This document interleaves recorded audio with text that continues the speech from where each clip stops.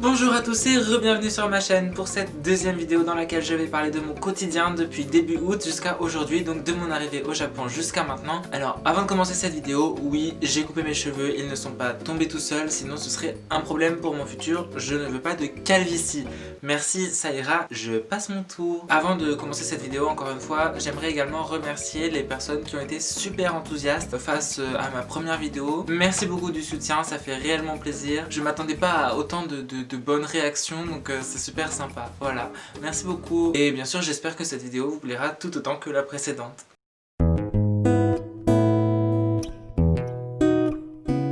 Donc on commence, nous sommes le 5 août, je prépare mes bagages et le 6 août c'est parti, on part pour le Japon avec ma mère. On atterrit à Tokyo le même jour et on se repose parce que voilà, le voyage était long, on a fait 14 heures de vol, Paris-Taïwan, Taïwan-Tokyo, c'était voilà. On a logé à l'hôtel à Akihabara, c'est un peu le quartier geek de Tokyo et c'était super sympa parce que même si on était fatigué, le soir on a pu visiter un peu les alentours, c'était quand même assez cool. On a été manger dans un ramen shop. Et c'était super bon, voilà, notre premier repas japonais au Japon. Donc du 5 au 26 août avec ma mère, on a fait un petit tour du Japon, même un grand tour du Japon. Donc on a fait Tokyo, le mont Fuji, puis on est allé une première fois à Tokushima rencontrer les familles et voir le festival traditionnel local. Cependant, on est arrivé en même temps qu'un typhon. On a un petit peu ramené, on est des gens sympas. Non, enfin voilà, pas de chance, un typhon et pas de festival local. Dommage. On est reparti pour visiter Kyoto et Osaka, puis retour à Tokushima pour vraiment rencontrer les administrations et passer plus de temps avec les familles d'accueil chez lesquelles j'allais rester. Est arrivé le 26 août ou le 25 août, je me souviens plus très bien, je crois que ça fait quand même un petit temps. Hein, donc ma mère a dû repartir en France en me laissant au Japon. Donc je l'ai emmené de Tokushima à Osaka. On n'y allait que tous les deux, du coup on a pris le train, je l'ai déposé à l'aéroport. Donc on s'est dit au revoir aux douanes. Et puis voilà. Me voici au Japon tout seul pour un an à partir du 26 août. Bien sûr, je suis rentré seul en train, c'était extrêmement badant et ça m'a fait super peur parce que je me suis dit si je rate mon arrêt, c'est la fin des haricots pour moi. Là, c'est fini, fini. Les haricots sont cuits aussi bien que les carottes et que les tomates si tu veux même. Donc c'est aussi à ce moment-là que ma vraie vie de japonais allait commencer. Le 28 août, c'était le jour de la rentrée. Donc la rentrée, c'était une grande cérémonie d'ouverture après les vacances d'été. J'ai dû me présenter devant un millier d'élèves et tous les profs du lycée et c'était super stressant. On arrive enfin en septembre. Tout début septembre, alors il y a le festival culturel. Le festival culturel, c'est un festival qui est organisé tous les ans depuis l'école primaire jusqu'à la fin du lycée et je crois qu'il y en a même à l'université. L'école est ouverte à tous et les classes en fait, chaque classe prépare des stands. Donc ça peut être des stands comme un genre de amusement park où il y a des petites activités un peu comme une kermesse. Il y a des stands de nourriture et des stands de photos où en fait les étudiants écrivent sur le tableau de la classe des jolies choses, font des dessins etc. Et on peut prendre des photos à mettre sur Instagram. Il y en a même qui ont construit des petits arcs-en-ciel et tout ça à mettre au-dessus de sa tête. On peut même avoir des parapluies, enfin voilà, c'est vraiment super. C'est un peu la fin des vacances mais on continue quand même à bien s'amuser. Et le festival sportif, tout le monde évidemment n'est pas invité à voir ou participer à l'événement, seulement les élèves et les professeurs. Mais voilà, il est retransmis à la télé quelques mois plus tard, malheureusement je l'ai raté parce que je suis trop nul. J'avais envie de le voir pourtant. Mais si vous arrivez à le voir et si je le retrouve un jour, vous me verrez sûrement courir pour mon 70 mètres, mais j'ai perdu. Mais l'important c'est de participer. On a fait de notre mieux, je veux dire. Il y a plusieurs épreuves du coup, donc il y a de la corde à sauter avec toute la classe, donc s'il y en a un qui rate, on lui casse la gueule. Il y a ce qu'on appelle du kibasen, c'est en fait il y a 3 personnes qui font les chevaux, donc qui portent quelqu'un, et la personne qui est portée doit voler le chapeau des autres.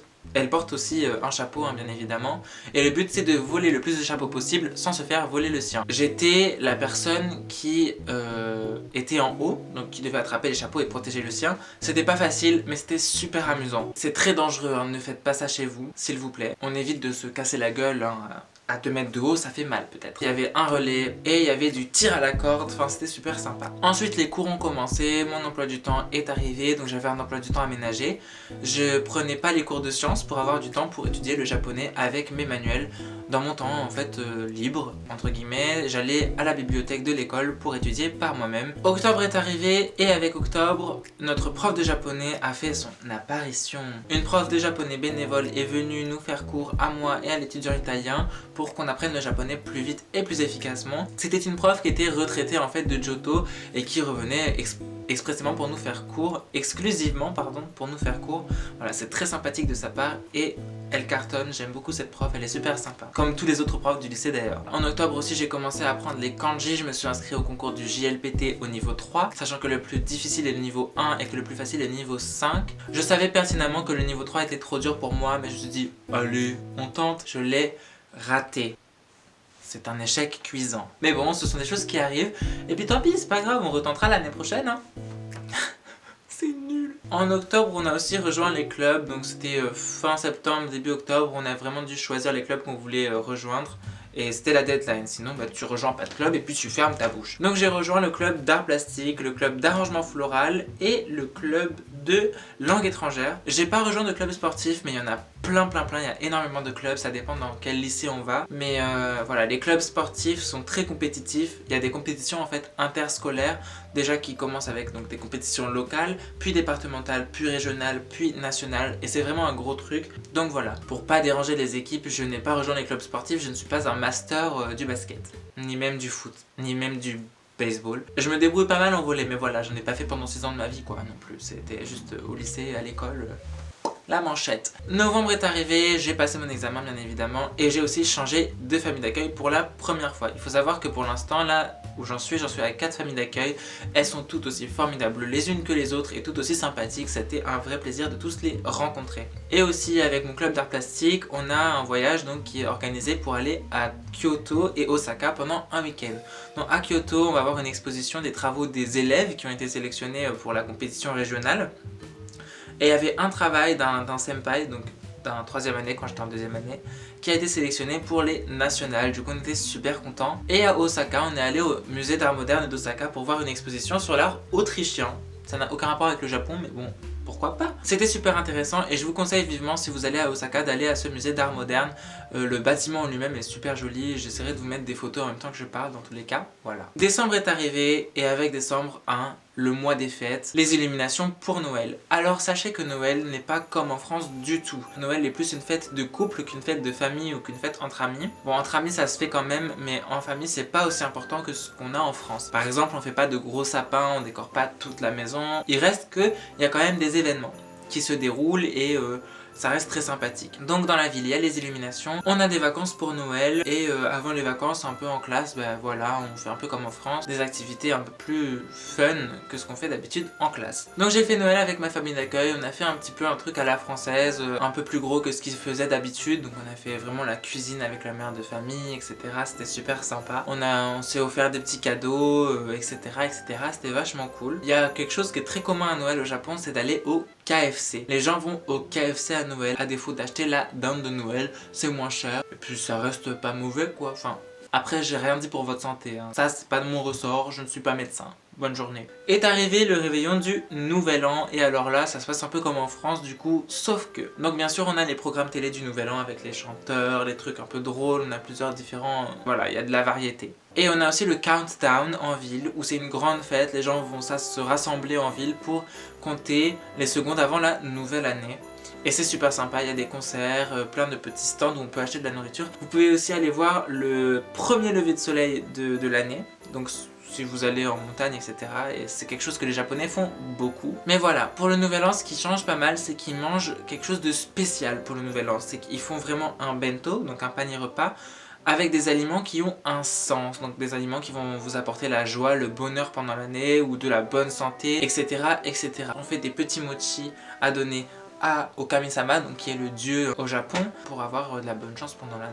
Voilà. Après le Nouvel An, souvent on va au temple pour prier pour la bonne santé de nos proches, de nous-mêmes, des bons résultats à l'école et une bonne réussite en général. On arrive ensuite en janvier. Alors en janvier, au tout début janvier, juste avant de changer de famille d'accueil, on va à un parc d'attractions pour voir des feux d'artifice du Nouvel An avec ma famille d'accueil. C'était un moment cool à partager avec eux et c'était super cool quoi, c'est tout, c'était un parc d'attractions. Donc comme je l'ai dit aussi, en janvier j'ai changé de famille d'accueil. Donc les vacances de Noël se sont finies le 8 janvier, on a repris les cours et voilà c'est tout. En février, alors il n'y a pas eu grand chose jusqu'à là.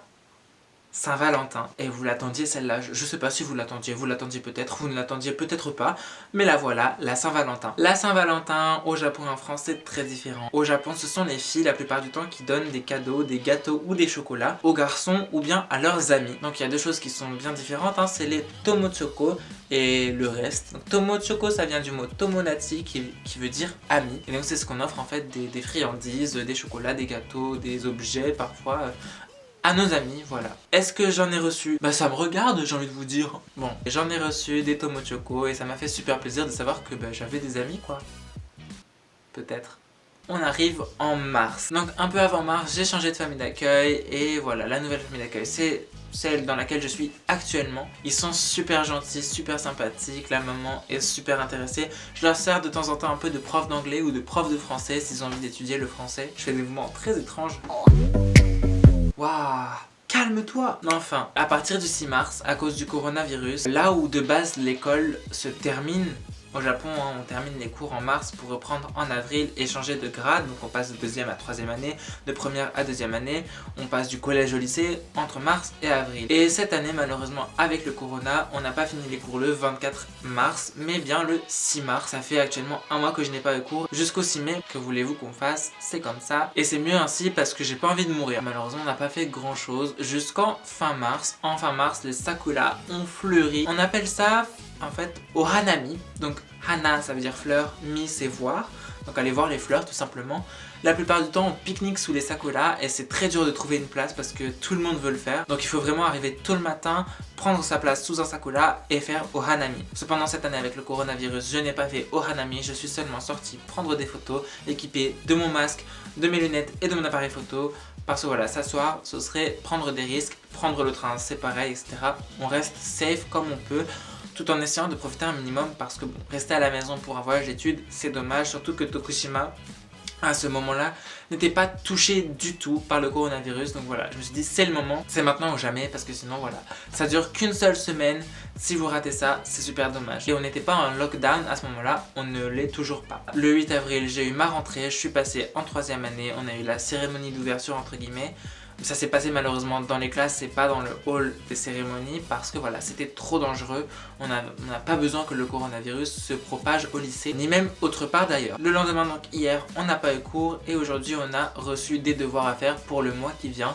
Le mois qui, encore une fois, sera vraiment très libre parce qu'on n'aura toujours pas cours jusqu'au 6 mai. C'est à peu près tout ce qui s'est passé dans ma vie jusqu'ici au Japon. En tout cas, je vous remercie d'avoir regardé cette vidéo. N'hésitez pas à vous abonner si ce n'est pas déjà fait et si la suite de mes aventures peut potentiellement vous intéresser, je ne sais pas. À vous abonner à mon Instagram si le cœur vous en dit. Écoutez, on est en confinement. Si vous avez du temps à perdre pour regarder mes stories un peu débiles, il n'y a pas de souci. Vous êtes les bienvenus. Et puis voilà, mettez un petit pouce en l'air si vous avez aimé. Et puis sinon, bah c'est tant pis pour vous, hein. Qu'est-ce que vous voulez que je vous dise? Je peux pas faire grand chose d'autre que être désolé. Gros bisous, bye bye.